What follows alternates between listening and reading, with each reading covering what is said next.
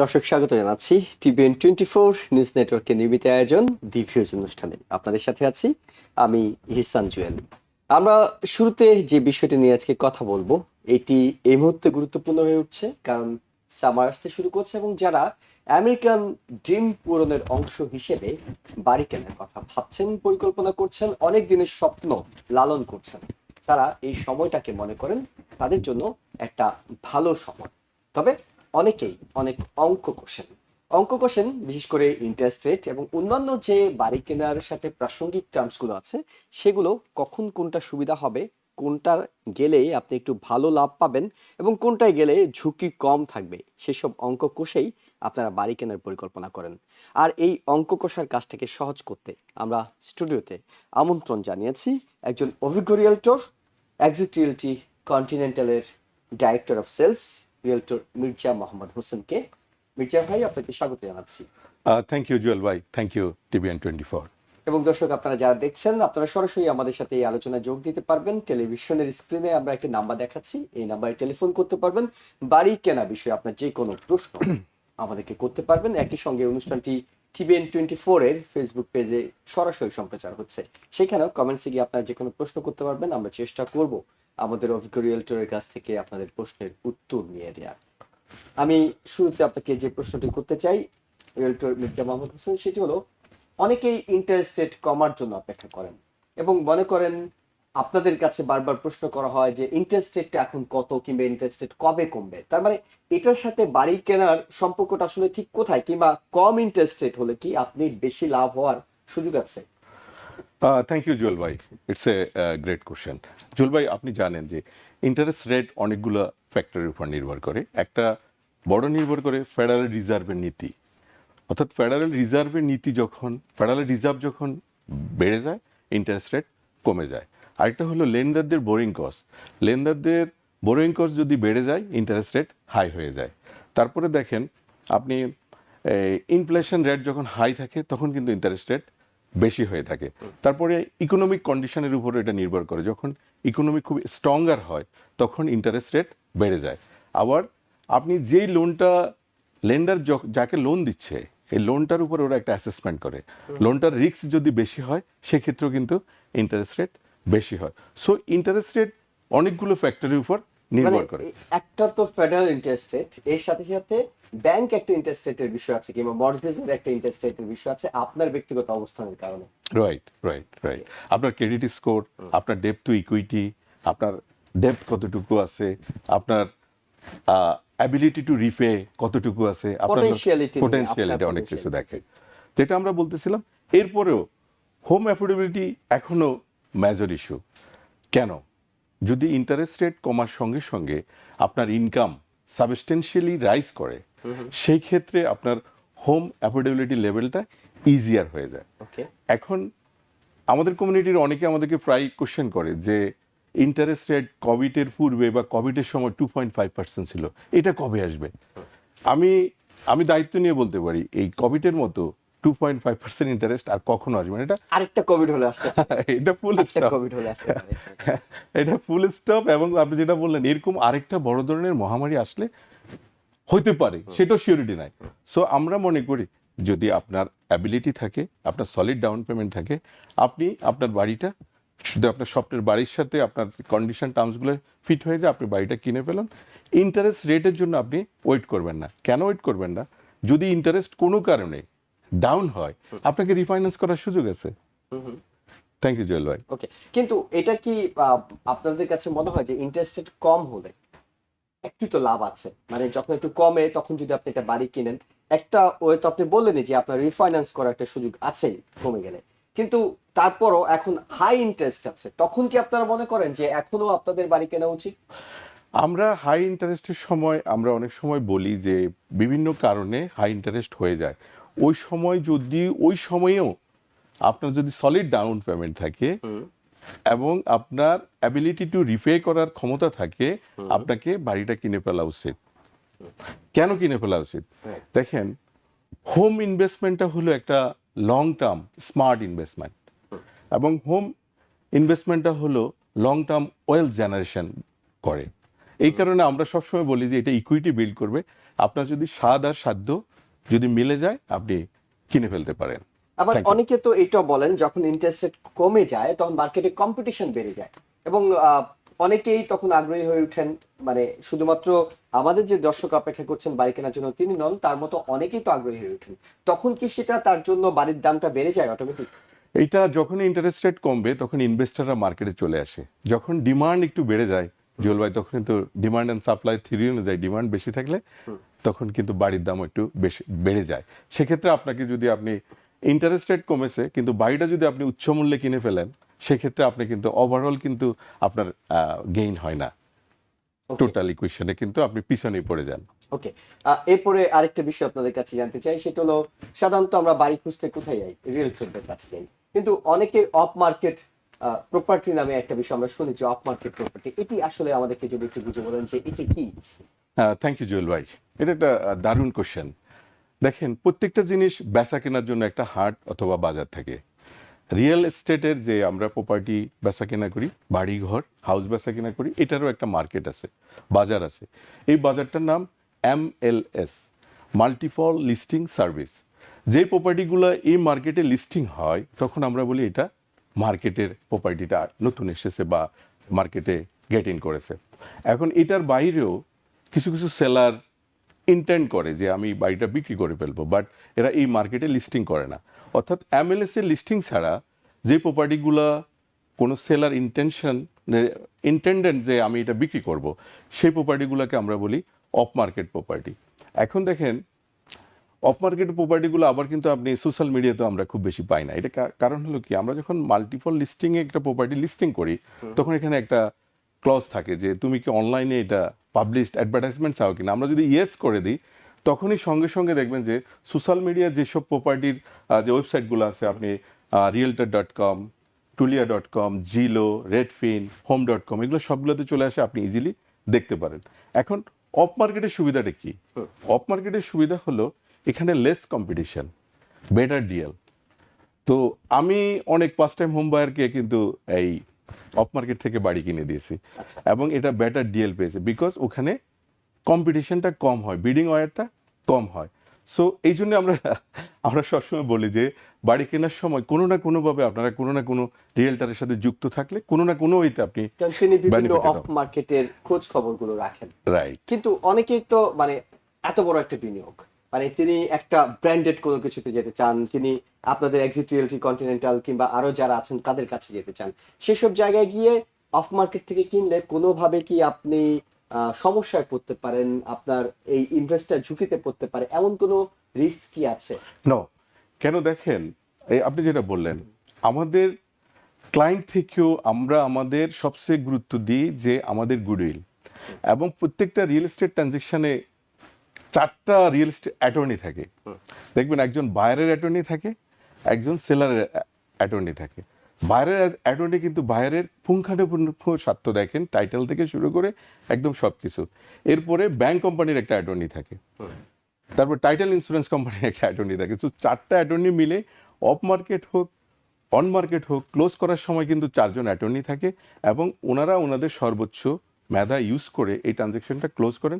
এতে বিন্দু পরিমাণ অফ মার্কেট এবং অন মার্কেট ক্লোজিং এর ক্ষেত্রে কোনো ধরনের ডিফারেন্স নাই। ক্লোজিংটা দুইটাই সেম, মার্কেটটা ডিফারেন্ট হলেও ক্লোজিংটা সেম ওয়েতে ক্লোজ করা হয়। আপনি বাড়ির মালিক হবেন একইভাবে। একইভাবে। একজন Thank দর্শক আছেন টেলিফোনে, আপনার টেলিফোনটি নিতে চাই। দর্শক, প্রশ্নটি করুন। হ্যালো, আসসালামু আলাইকুম। ওয়ালাইকুম আসসালাম। আমি জানতে চাচ্ছি ফার্স্ট টাইম বায়ার ও বর্তমানে ইন্টারেস্ট কত, এন্ড ক্লোজিং কস্টটা কিসের উপর নির্ভর করে? ওকে, আপনি ফার্স্ট টাইম বায়ার, তিনি ইন্টারেস্ট রেট এবং ক্লোজিং কস্টটা কিসের উপর নির্ভর করে সেটি জানতে চাই। Thank you. ইন্টারেস্ট রেটটা এটা হলো সাবজেক্ট টু ম্যান ভেরি করে। আমি আগেও বলেছি যে আপনার ক্রেডিট স্কোর, আপনার ডেপ্থ টু ইকুইটি, আপনার অ্যাবিলিটি টু রিপে, এবং ওই লোনটা কতটুকু রিস্ক, এই বিভিন্ন ক্রাইটেরিয়ার উপরে বেস করে আপনার ইন্টারেস্ট রেটটা নির্ভর করা পার্টিকুলার। বাট জেনারেল একটা ইন্টারেস্ট রেট হলো এখন এটা 6.1 থেকে 6.3 এর মধ্যে আছে। 6.36 এখন এই মুহূর্তে বলা হচ্ছে যে আজকে 6.36, এবং এটি অ্যাভারেজ এপিআর যেটি সেটি হলো 6.5। ওকে, ওনার আর কি ছিল কোশ্চেন? আর ক্লোজিং কস্টটা কিসের উপর নির্ভর করে? ক্লোজিং কস্টটা নির্ভর করে আপনি কোন, এইটা ক্লোজিং কস্টটা কিন্তু অনেকগুলো কস্ট ইনভলভ থাকে এখানে।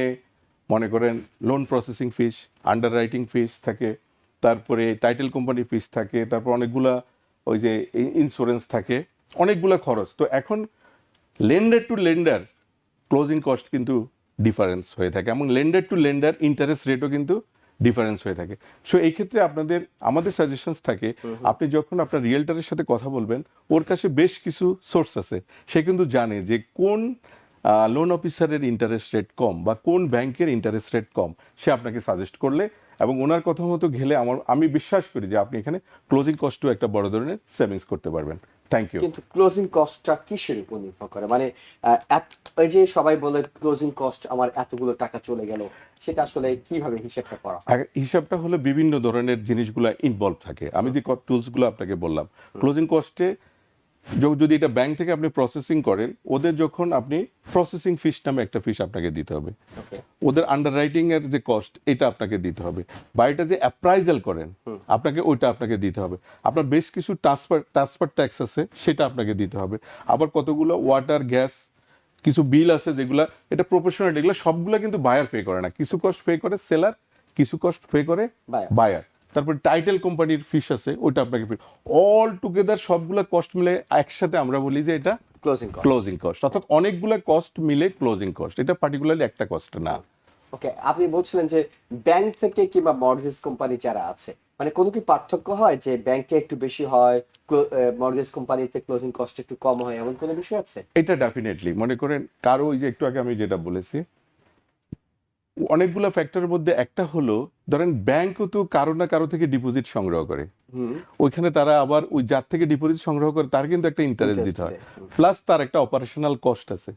এখন সব ব্যাংকের কিন্তু অপারেশনাল কস্ট এরকম না, একটা ব্যাংকের হাই অপারেশনাল কস্ট আছে, আবার আরেকজনের আছে দেখবেন যে মিনিমাম কস্ট।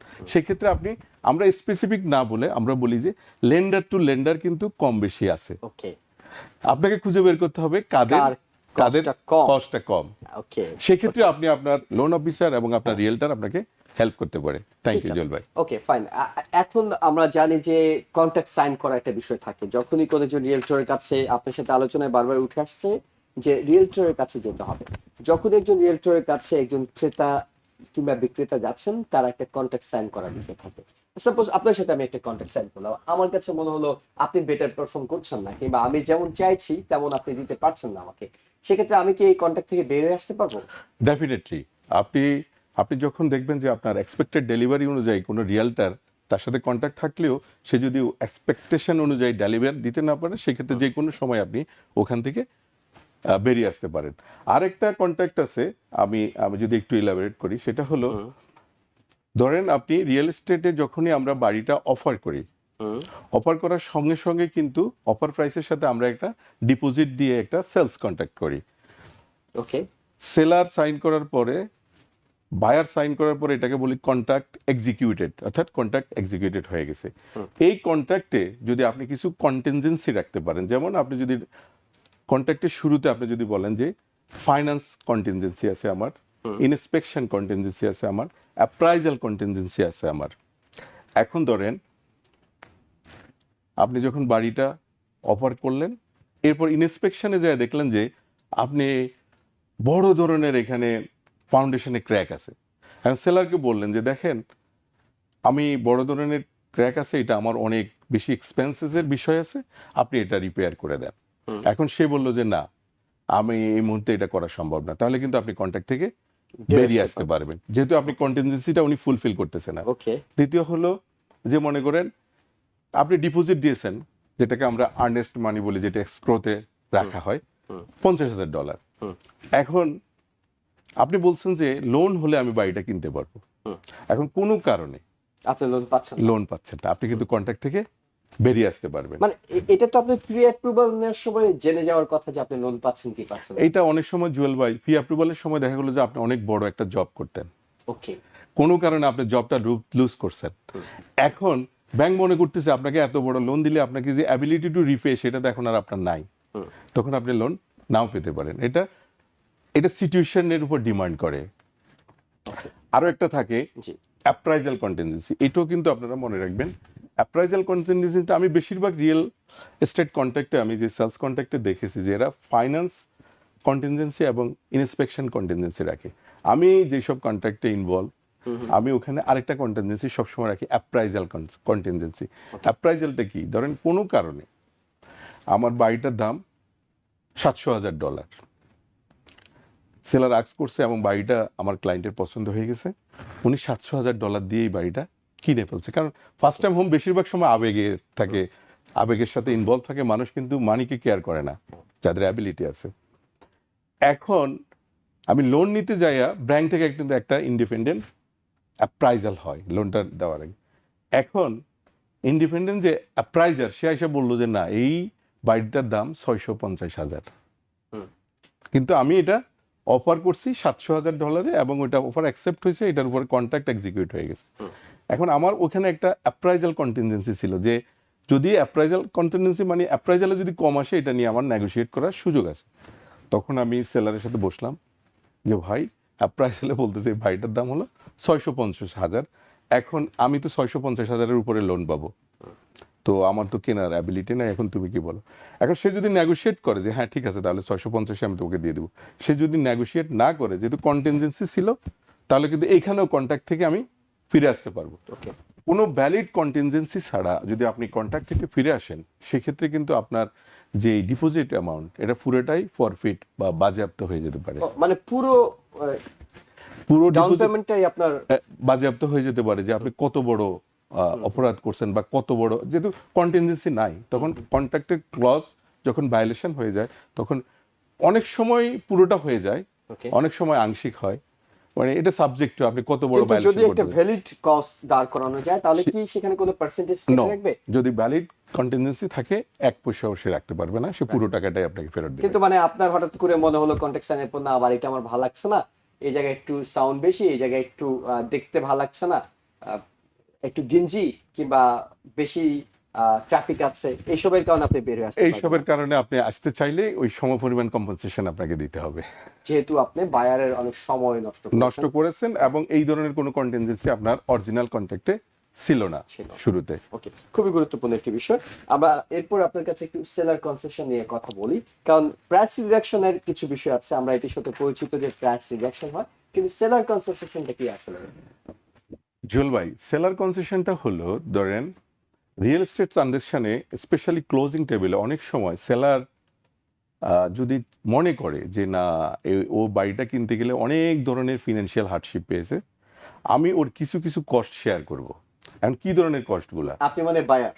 না, সেলার। সেলার। সেলার বায়ারের কস্ট। ওকে। অর্থাৎ আমি সেলার, আপনি বায়ার। ওকে। আমি মনে করতেছি জুয়েল ভাই এই বাড়িটা কিনতে চায়, অনেক বড় ফিনান্স, এবার আমি হয়তো দেখতেছি আপনাকে যে এখান থেকে টাকা জোগাড় করতে আপনার হার্ডশিপ যাচ্ছে, তখন আমি বলে করলাম যে ঠিক আছে, জুয়েল ভাইকে আমি একটা কনসেশন দেব। এই কনসেশনটা হলো কি ধরনের কনসেশন? সে আপনার ক্লোজিং টেবিলে আপনার অ্যাটর্নি ফিস আছে, লেন্ডারদের ফিস আছে, প্রিপেইড কিছু ট্যাক্স আছে, কিছু ইন্স্যুরেন্স আছে, আর যদি আপনি বাই ডাউন মর্গেজ করেন সেখানেও একটা কস্ট আছে। আমি আপনার এইরকম কিছু কস্ট আমি নিজে শেয়ার করলাম, অর্থাৎ আমি আপনাকে পেমেন্ট না দিয়ে আমি দিয়ে দিলাম। এটাকে বলা হয় সেলার কনসেশন। মানে সেটি তো তার ইচ্ছের উপর। ইচ্ছের উপর সে চাইলে পারে, এটা কোনো কন্টিনজেন্সি থাকে না, সেলার যদি চায় দিতে পারে। আর অনেক সময় অনেকে বলে থাকে তাহলে এটাকে কি আমরা প্রাইস রিডাকশন বলবো? সে কি নো, প্রাইস রিডাকশন সেপারেট জিনিস। প্রাইস রিডাকশন হলো যে আমার বাড়িটা আমি $650,000 আমি অফার করছি, পরবর্তীতে মার্কেটে দেখি যে এটা অনেকদিন পড়ে আছে বা হাই ডিমান্ডের কারণে বাড়িটা বিক্রি হচ্ছে না হাই প্রাইসের কারণে, তখন আমি 650,000 থেকে আমি যদি কাউন্টার অফার করি যে না, আমি বাড়িটা 600,000-এ বিক্রি করে দেবো, এটাকে বলা প্রাইস রিডাকশন। আর যদি ক্লোজিং টেবিলে সেলার বায়ারের কিছু কস্ট শেয়ার করে, এটাকে বলা হয় সেলার কনসেশন। আশা করি বুঝতে পেরেছেন। পুরো বিষয়টি হলো একটা সম্পর্ক তৈরির উপরে। যদি সেলার মনে করেন যে আসলে বায়ারের সাথে আমি এই ডিলটা করে আমার কাছে ভালো লেগেছে, তখন তিনি এই সেলার কনসেশনটা দিতে পারেন। আবারও আরো এটা ছাড়াও আরো হিডেন কোনো অবজেক্টিভ থাকতে পারে। সেটা কি, যে আমি যদি সেলার কনসেশন দিয়ে হয়তো আমি বেশি পরিমাণ বায়ার অ্যাটাক করতে পারবো, অথবা সেল ফাস্টার করতে পারবো, এরকমও তাদের ভিতরে অনেক সময় পার্সপেক্টিভ থাকে। এটা সাবজেক্ট মানে different person to person variable. সেটা হয়। আরেকজন দর্শক আছেন টেলিফোনে। দর্শক, আপনার প্রশ্নটি করুন, আমরা শুনতে পাচ্ছি। জি হ্যালো। জি। আসসালামু আলাইকুম। আমার প্রশ্ন হচ্ছে আমি ব্রুকলিনে থাকি। তো এখন নতুন ফার্স্ট টাইম হোম বায়ার হিসেবে একটা বাড়ি কিনতে গেলে ইন অন এভারেজ হয় 50 অথবা 60 যাই হোক না কেন। কিন্তু আমি চিন্তা করতেছি একটা যদি কন্ডো অথবা অ্যাপার্টমেন্ট নেওয়া যায় ইন ফিউচারে কোনটা বেশি ভালো হবে কস্ট হিসেবে এক্সপেন্স কস্ট সবকিছু নিয়ে। রাইট, আপনার আপনার যদি ডাউন পেমেন্ট কম থেকে থাকে সেক্ষেত্রে এখন এখানে পার্সপেক্টিভগুলো ডিফারেন্ট। আপনি দেখেন কন্ডো আর কন্ডোনিয়ামের একটা ব্যাপার আছে, এটা আপনাদের এখানে আমি আলোচনা করেছি। কন্ডোতে আপনি অরিজিনাল একটা বাড়ির কন্ডো এবং কোঅপের মধ্যে একটা পার্থক্য আছে, এটা অনেক দর্শকদের জন্য আমি আবারও বলতেছি। জি। কন্ডোটা হলো আপনি যখন একটা বিল্ডিং কিনতেছেন, কন্ডোটা হলো একটা অ্যাপার্টমেন্টের মতো, আপনি বিল্ডিং এর একটা অংশ কিনতেছেন, একই সঙ্গে বিল্ডিংটা যে জমির উপর ওইটার একটা অংশ কিনতেছেন, এটা হলো কন্ডোর ক্ষেত্রে। আর কোঅপ হলো আপনি শুধু বিল্ডিং এর একটা অংশ কিনতেছেন, অর্থাৎ কোনো কারণে এই বিল্ডিংটা যদি ভেঙে যায় বা ধ্বংস হয়ে যায়, পরবর্তী কোনো বিল্ডিং উঠলে এটার কোনো মালিকানা আপনি পাবেন না, কেন শুধুমাত্র আপনি বিল্ডিং এর একটা অংশ কিনেছেন, আপনি জমির একটা অংশ কিনেন নাই। সো এই কারণে কন্ডো এবং কোঅপের ক্ষেত্রে কোঅপের দাম অনেক কম কম্পারেটিভ কারণ আপনি অ্যানালাইসিস শুধুই বিল্ডিংটা কিনছেন। বিল্ডিংটা কিনতেছেন। অনেকটা এটাকে অনেকে বলে এটাকে প্রোপাইটারি লিজ, অর্থাৎ একটা বিল্ডিংটাতে ভাড়া হিসেবে থাকে, অর্থাৎ বিল্ডিং শেষ হয়ে গেলে আপনি শেষ। সো সেই ক্ষেত্রে কন্ডো অ্যান্ড কোঅপের যদি পার্থক্যটা আপনি বুঝে থাকেন, দামে কম হলো কোঅপ, দামে বেশি কন্ডো। বাট কন্ডো কিনলে আপনি এক খণ্ড বাড়ি পাবেন এবং এক খণ্ড জমি পাবেন, কোঅপ কিনলে আপনি শুধুমাত্র এক খণ্ড বিল্ডিং পাবেন, জমির অংশ পাবেন না। কিন্তু মানে আমরা তো সাধারণত যেটি করি যে অনেক পরে কিছুটা হতে পারে, নাও তো হতে পারে, কিন্তু কমে পাচ্ছি আমি কন্ডো, সো আমি কপটা কমে পাচ্ছি, তাহলে কপটা নেয়ার তো অনেকের জন্য মনে এটা করেন যে অ্যাফোর্ডেবল ভালো। এবং আপনার জন্য যদি স্বস্তি থেকে থাকে। কারণ এটি ভাঙবে কখন, সাপোজ আপনি নিউ ইয়র্কে নিলেন, আপনি হয়তো সেরকম ভূমিকম্প, বন্যা, প্রাকৃতিক বিপর্যয়ের আশঙ্কা করছেন না, যুদ্ধ সেরকম কোনো আশঙ্কা করছে না, সেক্ষেত্রে তো তাদের জন্য এটি সুবিধা হয়। এটা উনি যদি পিসফুল মাইন্ডে কিনেন তাহলে এটাই সুবিধা, দামে কম। দামে। সুবিধার থেকে বড় হলো দামে কম, আরেকজন স্বস্তি দর্শক বেশি। আছেন টেলিফোনে, আপনার টেলিফোনটা নিতে চাই, আমাদের সময় প্রায় শেষের দিকে। জি দর্শক, আপনি প্রশ্নটি করুন, জি, হ্যালো। আমরা শুনতে পাচ্ছি। আচ্ছা, আমার প্রশ্নটা হচ্ছে যদি সেলার মনে করে যে আমার বাড়ির প্রাইসটা আর একটু বাড়তি এসে আমি বিক্রি করতে পারবো একটা কন্ট্রাক্টে যাওয়ার পরেও, এই ক্ষেত্রে বায়ার কি কোনো অ্যাকশন নিতে পারবে সেলার বা সেলার এজেন্টের বিরুদ্ধে? ওকে, ডেফিনেটলি উনি যদি ওনার কন্ট্রাক্টের, আমি আগেই বলেছি হয়তো আপনি আলোচনা শুনেছেন, কন্ট্রাক্টের কন্টিনজেন্সির ভিতরে যদি না থেকে থাকে যে উনি চাইলে ওই ওই বাড়ির দামটা বাড়াতে পারবেন না, ওনার কন্ট্রাক্ট প্রাইসেই ওটা ক্লোজ করতে হবে। মানে তিনি যে কন্ট্রাক্টটা করেছেন আপনার সাথে যে প্রাইসে, সেটাতেই আপনাকে দিতে হবে এবং এটা আপনার রাইটস। এবং কিন্তু তিনি কি, আপনি যে কন্ট্রাক্টের কথা বলছেন সেই কন্ট্রাক্টে এটা লেখার অনেক সময় অপশন থাকে যে মানে তিনি বাড়াতে পারবেন, এরকম অপশন অনেক সময় থাকে যেটা হয়তো ক্রেতারা খেয়াল করেন না। না, সেক্ষেত্রে ডেফিনেটলি আপনি যখন আপনার অ্যাটর্নির সাথে আপনি কন্ট্রাক্টগুলো দেখেই তো আপনি সাইন করবেন। ওকে, এই ধরনের ক্লজ থাকলে আপনি এগুলাকে কেটে দিবেন সাইন করার পূর্বে। এবং সেই ক্ষেত্রে নিঃসন্দেহে রিয়েলটর, আপনারা যারা বায়ার রিয়েলটর, ডেফিনেটলি আমরা তো ওটা পুঙ্খানুপুঙ্খ প্রত্যেকটা ক্লজ আমরা দেখে তারপর আমরা আমাদের বায়ারকে সাইন করতে বলি। সো আপনার রিয়েলটার আপনাকে ডেফিনেটলি এই ব্যাপারে আপনাকে হেল্প করবে। সো নো ওয়ারিজ, গো হেড ব্রাদার। সো দর্শক, আপনার প্রশ্নের উত্তর হলো লিগালি তিনি এটি পারবেন না। যদি আপনি প্রশ্ন করেছিলেন যে বায়ার কোনো লিগ্যাল অ্যাকশন নিতে পারবে কিনা, হ্যাঁ পারবে, বায়ার সেক্ষেত্রে লিগ্যাল অ্যাকশন নিতে পারবে। একেবারে শেষ প্রশ্নটি আপনার কাছে খুব সংক্ষেপে জানতে চাই, সেটি হলো যেটি সবাই বলেন এই মুহূর্তে বাড়ি কেনার ভালো সময় কিনা। জুয়েল ভাই, অনেকেই মনে করেন গত বছরের এই সময়ের তুলনায় ইন্টারেস্ট রেটটা একটু বেশি, বাট আমাদের সবারই মনে রাখতে হবে, আমি একটু আগেও বলেছি যে হোম ওনারশিপটা হলো একটা long term smart investment. Home ওনারশিপটা হলো একটা জেনারেশনাল ওয়েলথ। হোম ইনভেস্টমেন্ট করলেই আপনার ইজিলি আপনি ইকুইটি বিল্ড আপ করতে পারবেন। সো বর্তমানে মার্কেটে অনেক বাড়ি আসতেছে। গত বছরের এই সময় যে পরিমাণ আমরা বিডিং ওয়ার দেখেছি, এই বছর সেম টাইমে আমরা এরকম বিডিং ওয়ার দেখতেছি না। আপনারা দেখে শুনে বুঝে আপনার স্বপ্নের বাড়ির ক্রাইটেরিয়ার সাথে যদি কোনো বাড়ি মিলে যায়, আপনি বাড়িটা কিনে ফেলুন। এবং ইন্টারেস্ট রেট নিয়ে যদি আপনার এখনো কোনো কোশ্চেন থেকে থাকে, আমি বলবো don't focus on the short term rate, focus on long term investment value, long term equity value. Thank you Jewel Bhai. অনেক Thank you. ধন্যবাদ রিয়েলটর মির্জা মোহাম্মদ হোসেন আমাদের স্টুডিওতে এসে সময় দেওয়ার জন্য। দর্শক, আমরা আলোচনা করছিলাম যারা বাড়ি কিনতে আগ্রহী তাদের জন্য খুবই আকর্ষণীয় একটি বিষয়। এরপর আমরা একটা ছোট্ট বিরতিতে যাচ্ছি। বিরতি থেকে ফিরে আমরা যে বিষয়টি নিয়ে আলোচনা করব, খুবই আকর্ষণীয় বিষয়, বাংলাদেশি ডিগ্রি দিয়ে আপনি আমেরিকায় সরকারি চাকরি কিভাবে করবেন, এই বিষয়টি নিয়ে আমরা আলোচনা করব। আমাদের সঙ্গে থাকুন। দর্শক, দিভিউজ অনুষ্ঠানে আবারও স্বাগত জানাচ্ছি। আমি ইহসান জুয়েল। আমরা এই পর্যায়ে আলোচনা করব বাংলাদেশি ডিগ্রি নিয়ে, অর্থাৎ আপনি বাংলাদেশে পড়াশোনা করেছেন, সেই ডিগ্রি দিয়ে আপনি আমেরিকায় সরকারি চাকরি, স্টেট, ফেডারেল এবং সিটিতে জব করবেন, কিভাবে করবেন, কোথা থেকে শুরু করবেন, সেসব বিষয় নিয়ে আমরা কথা বলবো। কথা বলতে আমাদের সাথে সংযুক্ত করেছি এমন একজনকে যার হাত ধরে এর মধ্যেই 1000-এর বেশি বাংলাদেশি এর মধ্যেই আমেরিকায় সিটি, স্টেট, ফেডারেলে চাকরি করছেন। আমরা স্বাগত জানাচ্ছি সাকসেস কেরিয়ার কনসাল্টিং ফার্মের চেয়ারম্যান এমডি জামান। এমডি জামান ভাই, আপনাকে স্বাগত জানাচ্ছি। আপনার অডিওটা একটু মিউট করা আছে, আপনি এটি ঠিক করে নেবেন। আমরা যেটি জানতে চাই, স্টেট, ফেডারেল, সিটি, এই তিনটি জবে অ্যাপ্লাই যারা করতে চান, যারা মনে করেন যে তারা এই চাকরিগুলো করতে চান, তারা আসলে কোথা থেকে শুরু করবেন? স্টার্টিংটা অনেকে জানেন না, সেই বিষয়টা একটু আপনার কাছে জানতে চাই। তিনটির প্রক্রিয়া কি আলাদা, নাকি একই প্রক্রিয়া আসলে তিনটি চাকরির জন্য এগোনোর সুযোগ রয়েছে?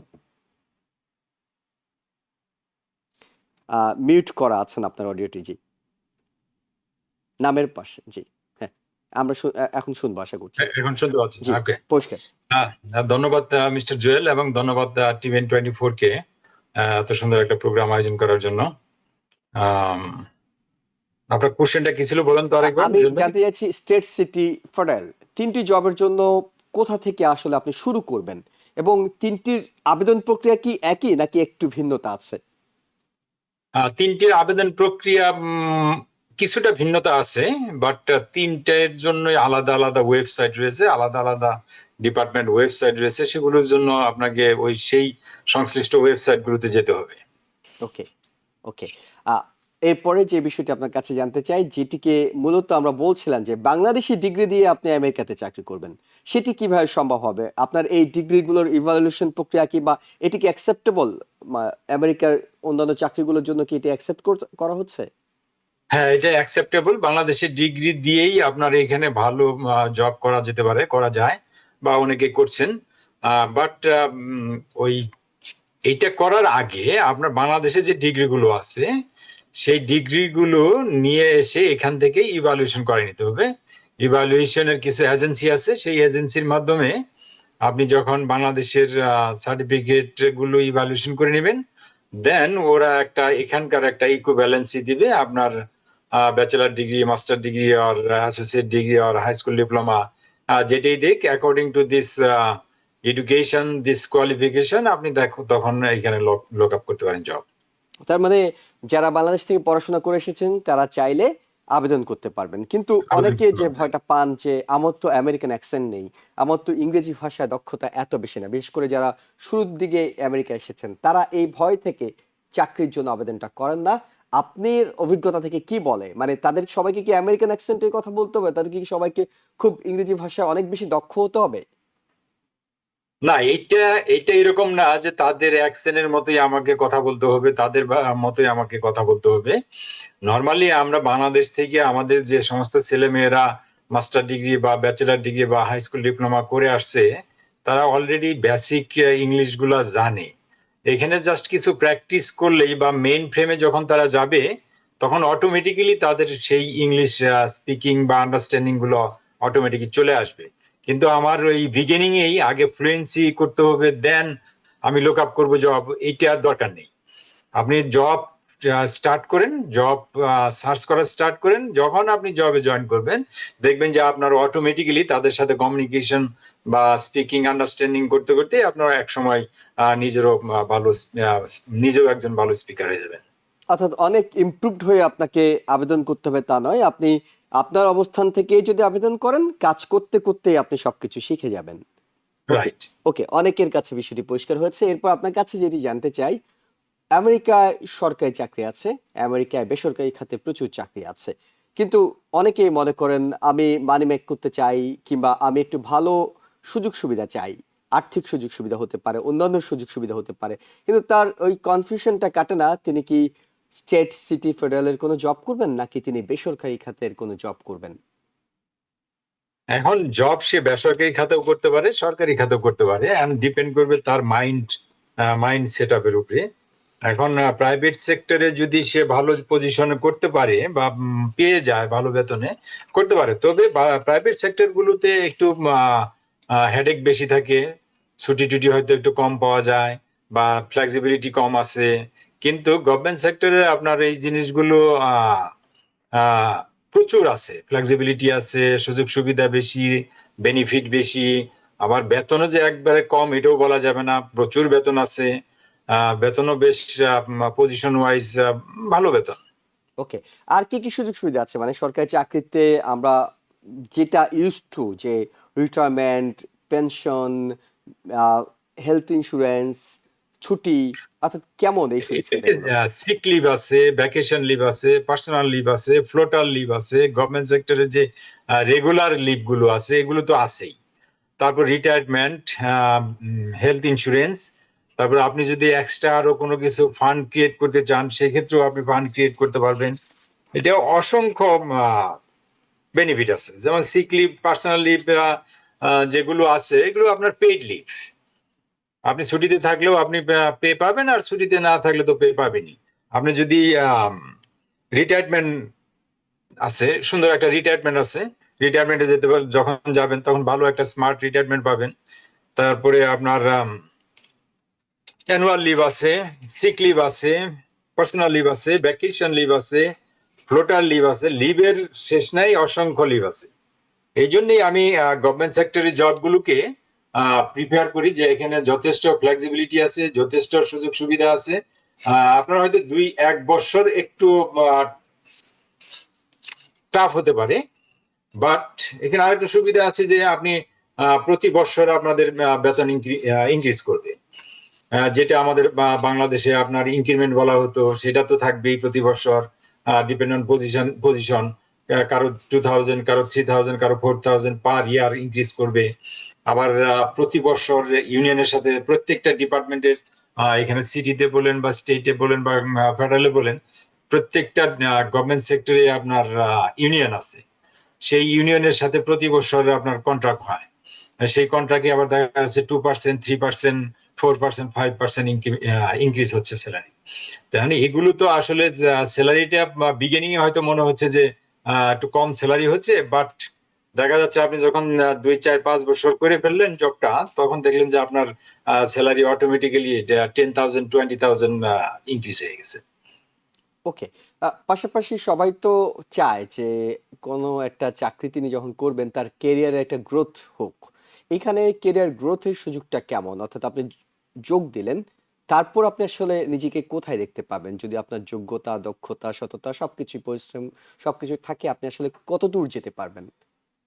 চমৎকার একটা কোশ্চেন করছেন। আসলে এইটা আপনার এইখানে আপনি যে জবটাতে জয়েন করলেন সেই জবের পরবর্তী যে পজিশন গুলো আছে সেই পজিশন গুলোতেও আপনি যেতে পারেন। ডিপার্টমেন্টাল পরীক্ষা আছে, ডিপার্টমেন্টাল পরীক্ষা যদি আপনি ভালো করতে পারেন, আপনার সুপারভাইজার যদি আপনাকে অ্যানুয়াল যে একটা আপনাকে করবে, অ্যানুয়াল যে মার্কিং করবে, সেই মার্কিংটা যদি আপনার ভালো থাকে, আপনার রিটেন যদি ভালো হয়, তা আপনি পরবর্তী পজিশনে ইজিলি চলে যেতে পারবেন। এখানে অনেকেই যাচ্ছে তো, এবং অনেকেই ডিপার্টমেন্টাল হেড পর্যন্ত আছে। আমাদের বাঙালি কমিউনিটিতে অনেক ডিপার্টমেন্টাল হেড পর্যন্ত আছে, ম্যানেজার আছে, সুপারভাইজার আছে, ডেপুটি ডিরেক্টর আছে, ডিরেক্টর আছে। সো এইটা নিয়ে ওয়ারিড হওয়ার কিছু নাই। আপনি ওইখানে ঢোকার পরে আপনার প্রমোশন টেস্ট আসবে, আপনি প্রমোশন টেস্ট দিবেন, একবার না বলে 2বার দিবেন, 2বার না বলে 3বার দিবেন। এবং কমিউনিকেশন রাখবেন সুপারভাইজার বা আপনার কলিগ যারা আছে তাদের সাথে একটা গুড কমিউনিকেশন থাকবে। দেখবেন যে এই কম্বিনেশনে একসময় আপনি আরো উপরে উঠে গেছেন। ওকে। আমাদের বোনেরা, আমাদের মেয়েরা, বিশেষ করে বাংলাদেশি কমিউনিটির যারা আছেন, তারা অনেকেই মনে করেন অন্যান্য যে কোনো চাকরির চেয়ে এ ধরনের একটা চাকরি, যারা শিক্ষিত, গত যোগ্যতা আছে, তারা এটাকে প্রেফার করেন। কিন্তু আমরা জানি যে নারীদের ক্ষেত্রে কাজের বিশেষ কিছু সুযোগ হয়তো দরকার হয়, মাতৃত্বকালীন ছুটি, ফ্যামিলি লিভ, সিক লিভ। এই বিষয়গুলো এই সরকারি চাকরিতে কেমন, যেটা হয়তো অনেক বেসরকারি চাকরিতে নেই? হ্যাঁ, এটাতে সে তো পাবেই, লিভ মানে পাবে, নীতিমালাটা কি, মাতৃত্বকালীন ছুটি নীতিমালাটা কি? ম্যাটারনিটি লিভ পাবে, প্লাস তার সাথে সাথে তার হাজবেন্ডও ম্যাটারনিটি লিভ পাবে। আচ্ছা, তো কতদিন সেটা? চমৎকার, চমৎকার একটা সুযোগ। এবং সে যদি মনে করে যে 3 মাস বা 2 মাস বা যেটাই পাক না কেন, তার আরো লাগবে, সে আরো নিতে পারবে। এখন সার্টেন একটা টাইম পরে দেখা গেল যে তার আরো লাগে। বিগিনিং হয়তো তার পাওনা যেটা 2 মান্থ বা 3 মান্থ সেটা কাটালো, তারপরে সে স্টিল দেখলো যে তার এটা হচ্ছে না, তখন সে আবার প্রেয়ার করবে। তখন প্রেয়ার করলে তাকে আবারও দিবে 75% পেতে, 50% পেতে, 25% পেতে। এক সময় দেখা যাচ্ছে যে যদি তার আরো ছুটি লাগে, তার জব যাবে না, বাট তার ছুটি গ্রান্টেড হবে। তিনি জব পেইড মানে বেতন হয়তো পাবে না, কিন্তু জবও যাবে না। ওকে, মানে তিনি 100% পেমেন্ট, পেইড পেমেন্ট, সেইখানে তিনি কতদিন ছুটিটা পাচ্ছেন এই ছুটিটা? এটা সম্ভবত ম্যাটারনিটি লিভ 3 মান্থ। ওকে, তিনি পাশাপাশি হাজবেন্ডও পাবে। তিনি এই সময়টাতে তিনি পেমেন্টটা পাচ্ছেন ফুল, আর এরপরে যদি অতিরিক্ত লাগে তাহলে তাকে হয়তো 60% পেমেন্টে কিংবা 75% পেমেন্ট। এর পরবর্তীতে সে যদি প্রপার ডকুমেন্ট শো আপ করতে পারে, তখনও সে পেইড লিভে যেতে পারবে। ওকে, ওকে, খুবই তথ্যবহুল ছিল। আরেকজন দর্শক আছেন টেলিফোনে। ওকে, লাইনটি কেটে গেছে। এরপর আপনার কাছে যেটি জানতে চাই, মানে এটি আমরা মজা করে আমেরিকান বাংলাদেশি কমিউনিটিতে বলি যে এখানে 3W এর কোনো গ্যারান্টি নেই। তো তার মধ্যে ওয়ার্ক হলো তার মধ্যে একটা।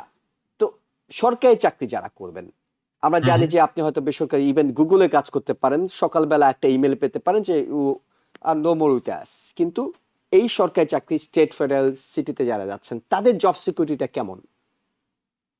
এখন এখানে গভর্নমেন্ট সেক্টরে ডাব্লিউ বলতে আপনার এই চাকরি যাওয়ার সম্ভাবনা খুবই কম। এখানে যদি চাকরি যায়, একান্ত আপনার যদি আমেরিকার ফাইন্যান্সিয়াল সিস্টেম ক্রাশ না করে, ফাইন্যান্সিয়াল সিস্টেম যদি ধস না নামে, তাহলে নর্মালি গভর্নমেন্ট সেক্টরে সহজে লে অফ হয় না। এটা হলো সবচেয়ে বড় কথা। তারপরেও যদি লে অফ হয়, সেই ক্ষেত্রে আপনাকে তারা আগে জানাবে। দেন জানানোর পরে তা আপনাকে বলবে, এক্সপ্লেইন করবে তারা কেন আপনাকে রাখতে পারছে না। দেন তখন তারা লে অফ দিবে। নর্মালি লে অফ হয় না এখানে, গভর্নমেন্ট সেক্টরের জবগুলো নর্মালি লে অফ হয় না। এবং লে অফ হলেও সেটা আপনাকে জানাবে এবং আপনাকে এক্সপ্লেইন করবে তারা। এটা প্রাইভেট সেক্টরের মতো এরকম না যে আপনাকে একটা ইমেল দিয়ে দিল, Jewel you don't need to come tomorrow, you don't have any job from tomorrow. So it is not like that. Okay, একেবারে শেষে গিয়ে আপনাকে শুরুর প্রশ্নটাই করি, সেটি হলো যারা ভাবছেন, আপনার আজকের আলোচনা শুনে যারা আগ্রহী হয়েছেন কিংবা আগে থেকে ভাবছিলেন, খুঁজছিলেন, পথ খুঁজে পাচ্ছিলেন না, তারা আবেদন করতে চান, তারা কোথায় গিয়ে এই আবেদনটি করবেন, অর্থাৎ কোথায় গেলে তারা জানবেন কোন সরকারি চাকরিটা এই মুহূর্তে অ্যাভেলেবল, কোনখানে হায়ারিং হচ্ছে? এখন এইখানে চারটা গভর্নমেন্ট সেক্টর আছে। যেমন নর্মালি মেইনলি 4টা গভর্নমেন্ট সেক্টর ওয়েবসাইট আছে। সেটা হলো সিটি গভর্নমেন্ট সেক্টরের জন্য একটা, যদি আপনি DCAS এ যান তাহলে দেখবেন যে সিটি গভর্নমেন্টে কি কি জব আছে সেগুলো পেয়ে যাবেন। তারপরে স্টেট গভর্নমেন্টে যদি যান তাহলে দেখবেন যে ওখানে যদি new York state civil service search করেন তাহলে পেয়ে যাবেন যে নিউ ইয়র্ক স্টেটে কি কি জব আছে। আর যদি ফেডারেল গভর্নমেন্টে যেতে চান সেই ক্ষেত্রে আপনি সার্চ করতে পারেন USA.job.gov। এখানে আপনি ফেডারেল গভর্নমেন্ট সেক্টরের জবগুলো পেতে পারেন। আবার কাউন্টি গভর্নমেন্টে যদি যেতে চান, সংশ্লিষ্ট কাউন্টিগুলো সার্চ করে ওখানে ওই কাউন্টির সিভিল সার্ভিস এক্সামগুলোকে লোক আপ করতে হবে। এটা খুব বেশি কঠিন না, আপনার ওই ওয়েবসাইটগুলোতে গেলেই কি কি পজিশন আছে পজিশনগুলো আপনারা পেয়ে যেতে পারবেন। আর যদি একান্তই হেল্প লাগে সেই ক্ষেত্রে আপনারা সাকসেস কেরিয়ার কনসাল্টিং ফার্ম আছে, আপনারা তাদের সাথে যোগাযোগ করতে পারেন। Success career consulting farm always help করছে, এবং সাকসেস কেরিয়ার কনসাল্টিং ফার্মের ফোন নাম্বার হলো 718-530-2605। এবং দর্শক যারা হয়তো লিখে নিতে ব্যর্থ হয়েছেন তারা আমাদের এই অনুষ্ঠানটি ফেসবুক এবং ইউটিউবে পাবেন, সেইখানে গিয়ে আপনারা দেখে নিতে পারবেন নাম্বারটি। সবশেষ প্রশ্ন এমডি জামান আপনার কাছে, সেটি হলো যারা নতুন এসেছেন, সরকারি চাকরি খুঁজছেন, নিজেদেরকে প্রস্তুত করার চেষ্টা করছেন, তারা কি এই চাকরির পাওয়ার আগে নিজেদেরকে প্রস্তুতির অংশ হিসেবে কোন কোন বিষয়গুলো ফোকাস করবে, তাকে ভলান্টিয়ারিং করবে, নেটওয়ার্কিং করবে, কি করলে আসলে এই চাকরিটার জন্য নিজেদেরকে আস্তে আস্তে প্রস্তুত করে তুলতে পারবেন? অ্যাকচুয়ালি ভলেন্টারির দরকার নাই, তবে নেটওয়ার্কিংটা আসলে জব মার্কেটের জন্য নেটওয়ার্কিংটা খুবই ইম্পর্টেন্ট। তারা নেটওয়ার্কিং করতে পারে, তার ফ্রেন্ড সার্কেল থাকতে পারে, তার ফ্যামিলি বা ফ্রেন্ডস যারা আছে তাদের সাথে কমিউনিকেট করতে পারে যে সে কিভাবে একটা গভর্নমেন্ট সেক্টরে জব পাবে। সে ফ্যামিলি ফ্রেন্ডসদের সাথে কথা বলতে পারে। তারপরেও যদি সম্ভব না হয় সেই ক্ষেত্রে সে সাকসেস ক্যারিয়ার কনসাল্টিং এর সাথে কথা বলতে পারে। Success career consulting farm always help করছে বাঙালি কমিউনিটিকে আজ দীর্ঘ 12-13 বছর যাবৎ, এবং এই সাকসেস ক্যারিয়ার কনসাল্টিং এর মাধ্যমে more than 1000 of people government sector বিভিন্ন ডিপার্টমেন্টে তারা ইন হয়েছে। সো সাকসেস ক্যারিয়ার কনসাল্টিং ফার্মের ফোন নাম্বার হলো 7185302605। অনেক ধন্যবাদ, অনেক ধন্যবাদ। আমরা অনেকগুলো প্রশ্ন করেছি, অনেকগুলো উত্তর আপনার কাছ থেকে নিয়েছি। আরো হয়তো অনেক প্রশ্ন আছে যেগুলো হয়তো সরাসরি আপনার সাথে যোগাযোগ করে দর্শকদের জেনে নেওয়ার সুযোগ রয়েছে। তবে আমরা এটি বলছি, যারা এই ক্ষেত্রে জব করতে আগ্রহী তারা নিঃসন্দেহে আপনার আজকে দিন থেকে চেষ্টাটা শুরু করতে পারেন, এবং আমেরিকার মূল ধারায় বাংলাদেশি কমিউনিটির যে অংশগ্রহণ সেটিকে আরো অনেক বেশি শক্তিশালী করতে পারবেন। এমডি যেমন আপনাকে আবারও ধন্যবাদ জানাচ্ছি, এবং ধন্যবাদ জানাচ্ছি দর্শক যারা এতক্ষণ আমাদের সঙ্গে ছিলেন। সবাইকে আগামীকাল একই টাইমে ডিফিউজ অনুষ্ঠান দেখার আমন্ত্রণ জানিয়ে শেষ করছি। ভালো থাকবেন। টিবিএন 24 টেলিভিশন দেখতে আজই কল করুন 7187776556। লগ ইন করুন www.totalcablebd.com। নিউ ইয়র্ক থেকে সম্প্রচারিত টিবিএন 24 টেলিভিশন বিশ্বজুড়ে বাঙালির কণ্ঠস্বর।